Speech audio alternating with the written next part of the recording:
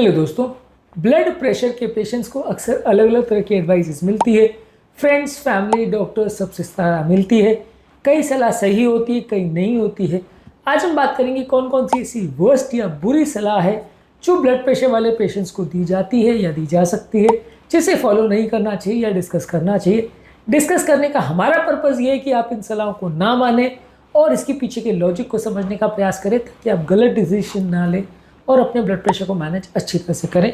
Topic पर जाने से पहले जो लोग हमारे चैनल पर नए हैं उन्हें रिक्वेस्ट करूँगा चैनल को सब्सक्राइब करें, वीडियो को लाइक करें, शेयर करें, फॉलो करें, कमेंट करें, पूरा देखें। टॉपिक एक्सक्लूसिव है, आपको किसी भी और चैनल पर नहीं मिलेगा, एक तक देखिएगा। चलिए शुरू करते हैं पॉइंट वीडियो। कुछ लोग आपको एडवाइस देंगे कि जब तक आपका ब्लड प्रेशर 140/90 से ऊपर नहीं है तब तक ठीक है, तब तक कोई दिक्कत नहीं है। ऐसा नहीं है, कई लोगों में अलग अलग वेरिएशन देखने को मिल सकते हैं। कई हाई रिस्क ग्रुप्स हैं, जैसे डायबिटिक है, हाइपरटेंसिव है, किडनी डिजीज वाले पेशेंट्स हैं, जहाँ कई बार ब्लड प्रेशर थोड़े लोअर टारगेट्स पर भी रखना पड़ता है। 140/90 डेफिनेटली हाइपरटेंशन का कट ऑफ जरूरी है, लेकिन उससे पहले वाले लोगों में भी आपको डाइट का एक्सरसाइज रखना पड़ेगा, एक्सरसाइज का ध्यान रखना पड़ेगा, लाइफस्टाइल का ध्यान रखना पड़ेगा, सारी चीज़ों का ध्यान रखना पड़ेगा। यदि इनमें से चीज़ों में आप लापरवाही करते हैं तो आपको प्रॉब्लम्स होने का अंदेशा है। इसीलिए ब्लड प्रेशर के लिए खाली मान के बैठना कि 140 जब होगा तब देखा जाएगा, 90 जब क्रॉस करेगा तब देखा जाएगा, उससे पहले कोई दिक्कत नहीं है, ये पूरी तरह से गलत है। यदि इस तरह की अवधारणाओं को लेकर आप बैठे रहोगे तो आपको प्रॉब्लम ज़्यादा आएगी, आपकी हेल्थ ज़्यादा बिगड़ेगी। इसलिए ब्लड प्रेशर के लिए डेफिनेटली 140/90 हाइपरटेंशन का कट ऑफ ज़रूर है, लेकिन उसी को ही मान के चलना है। उससे पहले कुछ भी चालू नहीं करना है, ना डाइट का ध्यान देना है, ना लाइफस्टाइल का ध्यान देना है। ये नुकसानदायक है और ऐसा करने पर आपको फ़ायदे के बदले नुकसान होगा। इसके अलावा कुछ लोग आपको सलाह देंगे कि अगर आपको ब्लड प्रेशर का प्रॉब्लम हो तो नमक खाना पूरी तरह से बंद कर दीजिए, कोई चीज़ों में नमक नहीं लेना है। अगर आप बिल्कुल फीका खाने के किसी को सलाह देंगे तो वो ज़्यादा दिन उसको नहीं मान पाएगा।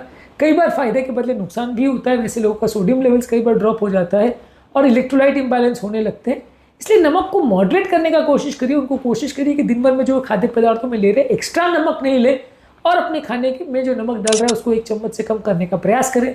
लेकिन बिल्कुल पूरी तरह से बंद करने का यदि आप किसी को सलाह देंगे तो फ़ायदे के बदले नुकसानदायक हो जाएगा।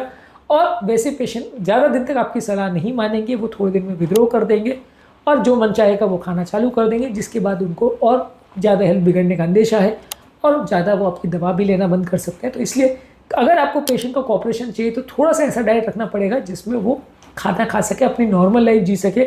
दवा बचाने के लिए आप पेशेंट को एक्सट्रीम लेवल पर नहीं ले जा सकते। इसके अलावा कुछ लोग आपको सलाह देते हैं कि यदि आपका ब्लड प्रेशर है और आप दवा ले रहे हो तो बाकी चीज़ों की टेंशन लेने की ज़रूरत नहीं है। जो चाहे आप कर सकते हो, जितना ज़्यादा नमक खाना चाहे, जो चाहे लाइफस्टाइल जीना चाहे, आप सब कर सकते हो, कोई दिक्कत नहीं है।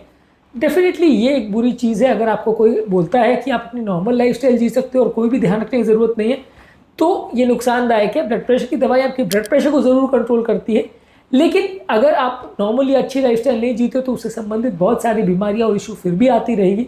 तो एक हेल्दी लाइफस्टाइल के ये बदले नहीं है कि आप दवा ले रहे हो।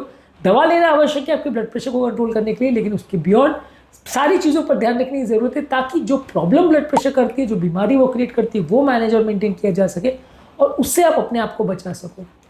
इसके अलावा कुछ लोग आपको बोलेंगे कि यार कभी कभार एक आध बार बीपी अगर 170-180 हो गया तो उसके लिए इतना टेंशन लेने की ज़रूरत नहीं, वो प्रॉब्लम नहीं करेगा। पर ऐसा नहीं है। काफ़ी पेशेंट में ऐसा होता है कि सडन जब ब्लड प्रेशर स्पाइक करता है वो टाइम सबसे ज़्यादा डेंजरस होता है, तब सबसे ज़्यादा मृत्यु होती है, तब से ज़्यादा लकवा, हार्ट अटैक या हार्ट फेलियर के केसेस देखने को मिलते हैं जब blood pressure suddenly shoot up करता है। तो कई बार ये सडन स्पाइक जो ब्लड प्रेशर का देखने को मिलता है ये ज़्यादा डेंजरस होता है और ये ज़्यादा नुकसानदायक होता है उन लोगों के लिए जिनको हार्ट अटैक का प्रॉब्लम है या हार्ट फेलियर का प्रॉब्लम है या कोई भी तरह का कार्डियोवैस्कुलर प्रॉब्लम है। तो अगर कोई व्यक्ति आपको ये सलाह देता है कि यदि आपका एक आध बार बीपी 170-180 हो गया तो उसको इग्नोर कर सकते हैं, तो इग्नोर मत करिए। हाँ, उसके लिए बहुत पैनिक भी मत करिए, उसको कंट्रोल करने का प्रयास करिए, दोबारा स्पाइक ना हो इसका प्रयास करिए, लेकिन वो डेंजरस है।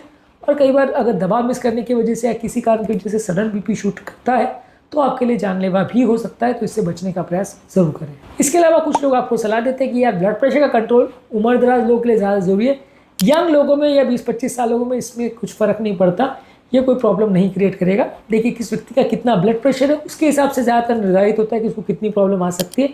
डेफिनेटली उम्रदराज लोगों को प्रॉब्लम्स आने का अंदेशा यंग लोगों से ज़्यादा है, लेकिन इसका मतलब ये बिल्कुल नहीं है कि यंग लोग को कोई प्रॉब्लम नहीं आएगी और यंग लोग जितना चाहे ब्लड प्रेशर लेके घूम सकते हैं, उनको कभी दिक्कत नहीं आएगी। ऐसा बिल्कुल नहीं है। ब्लड प्रेशर हाई होने से यंग लोगों को भी प्रॉब्लम आ सकती है।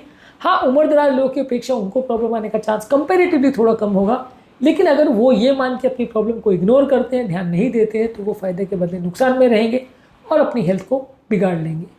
इसके अलावा कुछ लोग को ऐसा लगता है, कुछ लोग आपको सलाह देंगे कि घर पर ब्लड प्रेशर मेंटेन करने की कोई ज़रूरत नहीं है, महीने 2 महीने में क्लिनिक में एक बार चेक कर लिया तो बहुत हो गया, इसमें कोई माथापच्ची करने की ज़रूरत नहीं है।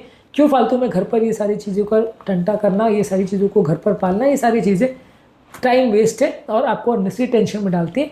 ऐसा नहीं है, बहुत सारे पेशेंट जिनको मास हाइपरटेंशन या वाइट कोट इफेक्ट होता है, वैसे पेशेंट में जब घर की रीडिंग्स आप चेक करते हैं तभी एक्चुअल में पता चलता है कि पेशेंट का रियल ब्लड प्रेशर क्या है, और दवाइयों की वजह से पेशेंट को जो साइड इफेक्ट्स हो रहे हैं उसको भी मैनेज करना ज़्यादा ईजी हो जाता है। इसलिए पेशेंट का घर पर ब्लड प्रेशर को रेगुलरली चेक करना बहुत ज़्यादा ज़रूरी है। ऐसा नहीं कहूँगा कि हर दिन में आप 4 बार चेक करो और उसके लिए ओवर कंजर्वेटिव हो जाओ, बार बार चेक करते रहो, टेंशन लेते रहो, वैसा नहीं है। पर एटलीस्ट जहाँ पे टाइम मिले, जितना टाइम मिले उसको चेक करते रहना ज़रूरी है। जितना अच्छा आप घर पर मॉनिटर करेंगे उतना प्रॉब्लम्स होने का चांस कम रहेगा, जितना लापरवाही करेंगे उतना प्रॉब्लम्स होने का चांस ज़्यादा रहेगा। इसके अलावा कुछ लोग आपको ये सलाह देते हैं कि ब्लड प्रेशर की दवा को हमेशा ज़िंदगी भर ही लेनी पड़ती है, ब्लड प्रेशर की दवा बंद नहीं होती है। ये भी गलत है, ऐसा कुछ केसेस में डेफिनेटली होगा, लेकिन हर केस में वो ऐसा ज़रूरी नहीं है। यदि आप अपनी प्रॉपर लाइफस्टाइल और सारी चीज़ों को मेंटेन करते हैं तो काफ़ी पेशेंट्स अपनी दवाओं को बंद भी कर पाते हैं। दवा लेने का कारण अक्सर ये होता है कि लोग उतना अग्रेसिव लाइफस्टाइल चेंजेस और उतना हाई मेंटेन कर पाना मुश्किल लोगों को होता है, और खासकर जिन लोगों का ब्लड प्रेशर बहुत ज़्यादा होता है वो अपना मेंटेन शायद कर पाए मुश्किल होता है। इसलिए एक सेंटेंस अगर हम सबके लिए बोल दें कि हर एक व्यक्ति को ज़िंदगी भर दवा लेनी पड़ेगी, कि हर व्यक्ति की दवा बंद हो जाएगी, तो ये ब्लैंकेट स्टेटमेंट देना गलत होगा।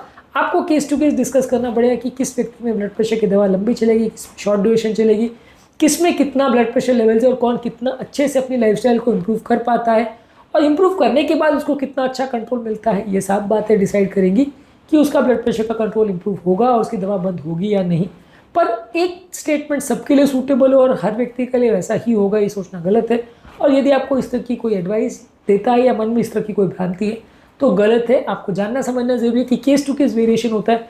कई लोग अपनी दवाओं को बंद कर पाते, कई लोग नहीं कर पाते, पर ये इस बात पर डिपेंड करेगा कि आपका ब्लड प्रेशर लेवल्स कितना है, आप कितना अच्छे से लाइफस्टाइल चेंज करते हो और उसका रिस्पॉन्स कितना आता है। पहले से इसका डिसीजन कर पाना मुश्किल है।